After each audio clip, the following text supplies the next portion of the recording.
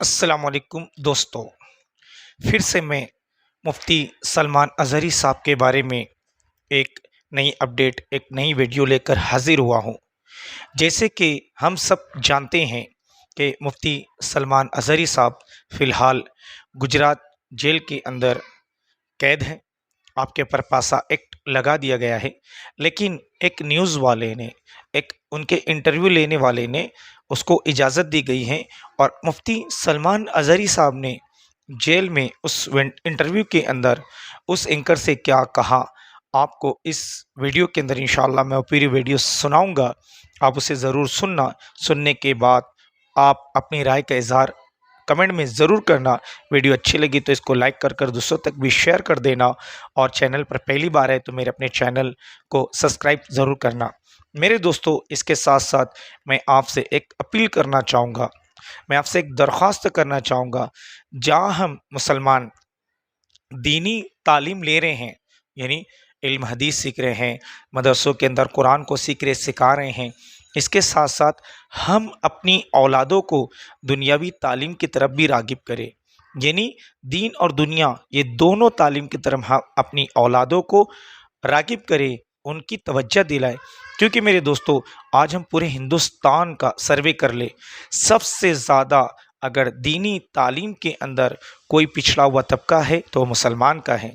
हमारा अपना मुसलमान का दुनियावी तालीम के एतबार से जो फ़ीसद है, बिल्कुल आपको ज़ीरो मिलेगा। आज मुसलमान कहीं पर भी कोई बड़े बड़े ओहदों पर नहीं है। किसी भी बड़े बड़े मकाम पर, किसी बड़े बड़े ओहदों पर या बड़े बड़े ऑफिसर कोई भी नहीं। क्यों? इसकी बुनियादी वजह है कि हमने दुनियावी तालीम नहीं सीखी। तो हम खुद भी दुनियावी तालीम के बारे में सीखे। इल्म सीखने की कोई उम्र नहीं होती। अल्हम्दुलिल्लाह, हम तो कुरान को सीखते सिखाते हैं, हम कुरान का इल्म लेते हैं, हदीसों को सुनते सुनाते हैं। ये तो हमारे लिए सबसे अफजल हैं कि हम सब, बल्कि दुनिया में हर बसने वाले इंसान की जो फलाह बहबूदी है, दुनिया और आखिरत की कामयाबी है, ये इल्म दीन में ही है, दुनिया के इल्म में नहीं है। लेकिन हमको दुनियावी इल्म भी सीखना है।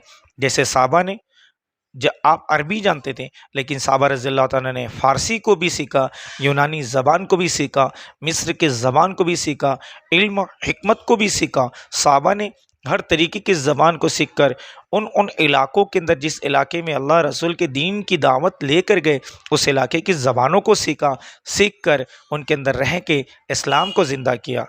तो हम मुसलमान भी दुनियावी तालीम को हासिल करने की पूरी कोशिश करें। अगर हमारी उम्र हो गई है तो हम दुनियावी तालीम किताबों के ज़रिए से सीखें, अपने से ज़्यादा मालूमात वालों के पास जाएं और सीखें। इसके साथ साथ हम अपने बच्चों को आला तालीम दें।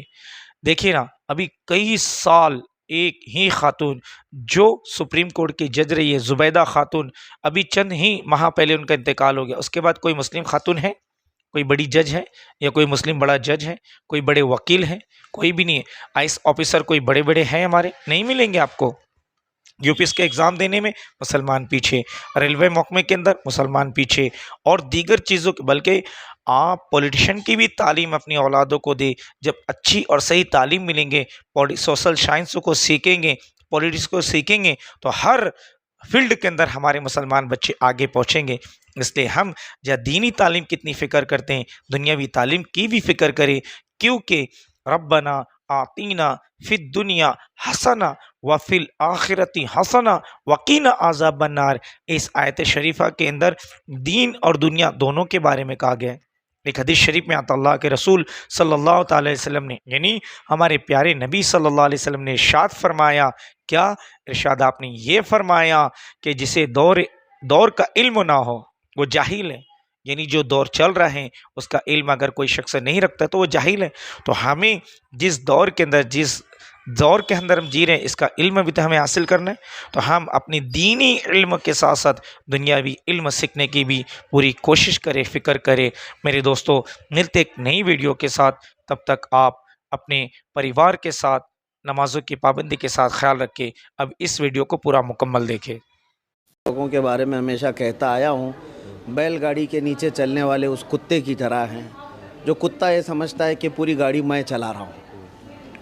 जब बैल गुजर जाते हैं ना, तब समझ में आता है कि कुत्ता नहीं चला रहा था, उसको तो कोई और चला रहा था। हाँ, तो یہ جو ہے کسی کی پشت پناہی اور کسی کی مدد لے کر کے اگر چیختے ہیں چلاتے ہیں بھونکتے ہیں تو یہ مجھے لگتا ہے یہ چنوتی نہیں ہے، یہ صرف برساتی پر ہیں جو موسم کے ساتھ غائب ہو جاتے ہیں۔ الحمدللہ ہم اصولوں کے ساتھ قائم ہیں، ہم نہ کسی کو چھیڑنے کا مسلک رکھتے ہیں، نہ کسی کے ساتھ آج تک ہم لوگوں نے اس طرح کے خرافاتی ماحول بنانے کی کوششیں کی ہیں۔ آج جو کچھ بھی آپ دیکھ رہے ہیں ہمارے جذبات، مجھے سمجھ میں آ رہا ہے آپ سوال یہ کیوں کر رہے ہیں کہ چنوتی لینے میں آپ کو مزہ آتا ہے، یہ جذبات اب بچا کچھ بھی نہیں۔ جس آدمی کا جس کا سب کچھ آپ نوچ لیں، اب بھی کیا وہ نہ بولے؟